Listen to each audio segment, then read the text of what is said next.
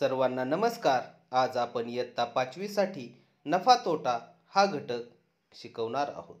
तर तुम्ही या चॅनलला जर नवीन असाल तर आत्ताच सबस्क्राईब करा. नफा तोटा यामध्ये दोन संकल्पना येतात. त्या म्हणजे एक नफा व दुसरा तोटा. परंतु हा नफा तोटा समजून घेण्याच्या अगोदर आपण काही यातीलच संकल्पना समजून घेऊयात. तर पहिली संकल्पना आहे ती म्हणजे खरेदी किंमत. माल ज्या किमतीला घेतला त्या किमतीला खरेदी किंवा खरेदीची किंमत असे म्हणतात. म्हणजेच मी एक पेन 10 रुपयाला खरेदी केला तर 10 रुपये त्याची खरेदी किंमत होईल. तर यातील दुसरी संकल्पना आहे ती म्हणजे विक्रीची किंमत. म्हणजेच माल ज्या किमतीला विकला त्या किमतीला विक्री किंवा विक्रीची किंमत असे म्हणतात. म्हणजेच मी एक पेन 15 रुपयांना विकला तर त्याला त्या पेनाची विक्री किंमत असे म्हणतात. तर तिसरी संकल्पना यातील आहे महत्त्वाची, तो म्हणजे नफा. एखाद्या वस्तूच्या खरेदी किमतीपेक्षा विक्री किंमत जास्त असेल तर नफा होतो.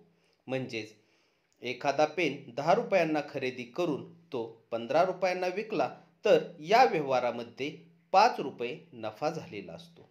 तर दुसरी संकल्पना आहे ती म्हणजे तोटा.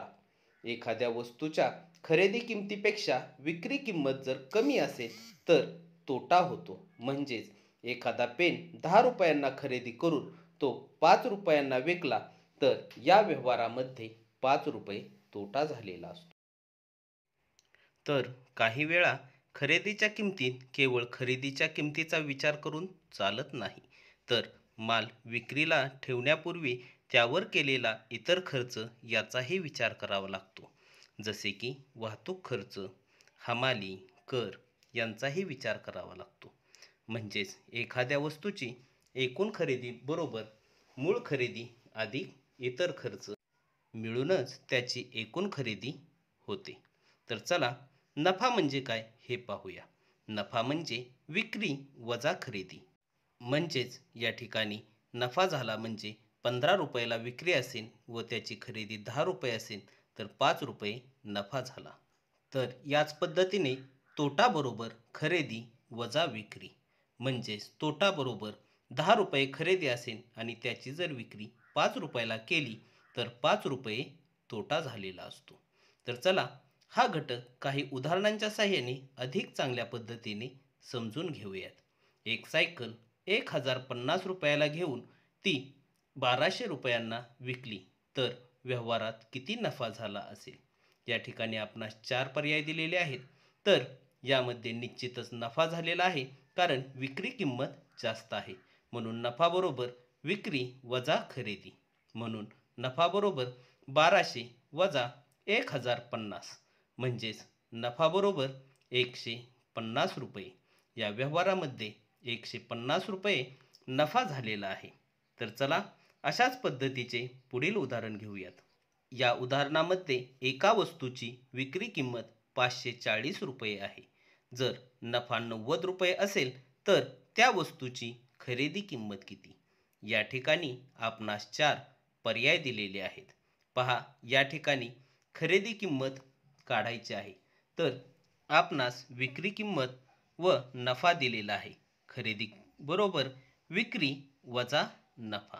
म्हणजेच खरेदी या ठिकाणी विक्री किंमत 540 आहे वजा नफा हा 90 रुपये आहे. आपण जर याची खरेदी काढायची झाली तर 540 मधून 90 वजा करायचे आहे आणि त्याची वजाबाकी येते 450 रुपये. म्हणजेच या व्यवहारामध्ये एका वस्तूची खरेदी किंमत ही 40 असणार आहे. तर चला अशाच पद्धतीचा आणखीन एक प्रश्न पाहूया. 3250 रुपयाला घेतलेली सायकल अथर्वने एका वर्षानंतर 2375 रुपयांना विकली तर या व्यवहारात त्याला नफा झाला की तोटा व किती? या ठिकाणी आपणास 4 पर्याय दिलेले आहेत.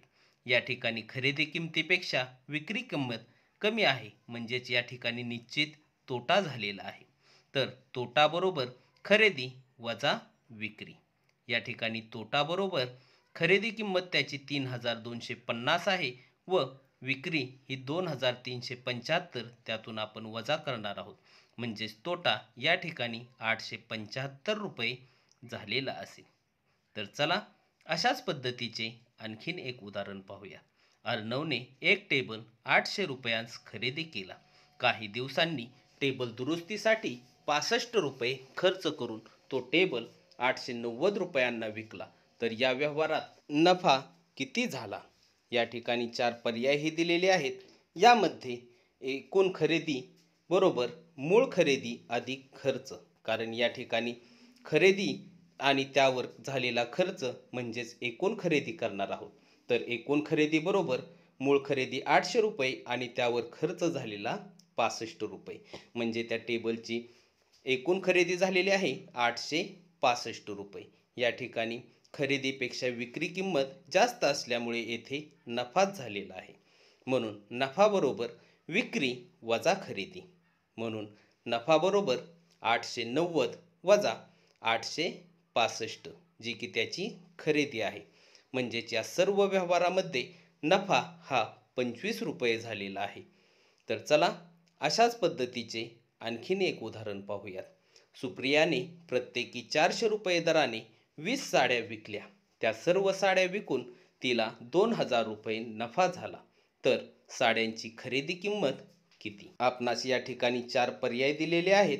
या ठिकाणी सर्वप्रथम त्या साड्या किती रुपयांना विकलेल्या आहेत हे आपण काढणार आहोत. म्हणून एकूण विक्री किंमत बरोबर 400 गुणिले 20 साड्या, कारण एका साडीची किंमत 400 आहे म्हणून आपण त्याला 20 ने गुणलेले आहे. तर एकूण विक्री किंमत ही 8000 रुपये होणार आहे. या विक्रीमध्ये 2000 रुपये हा नफा झालेला आहे. म्हणजेच खरेदी किंमत बरोबर विक्री वजा नफा. म्हणजेच या ठिकाणी खरेदी किंमत बरोबर 8000 वजा 2000, म्हणजेच त्या सर्व साड्यांची खरेदी किंमत ही 6000 असणार आहे.